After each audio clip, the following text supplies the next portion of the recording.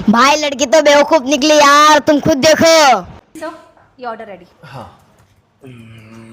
Excuse me, पैसे कौन देगा? अब आप देखना जानती भी हैं भाई। मैं कौन हूँ? तुम ऐसे नहीं मानोगे, मैं बॉस को फोन लगाती हूँ।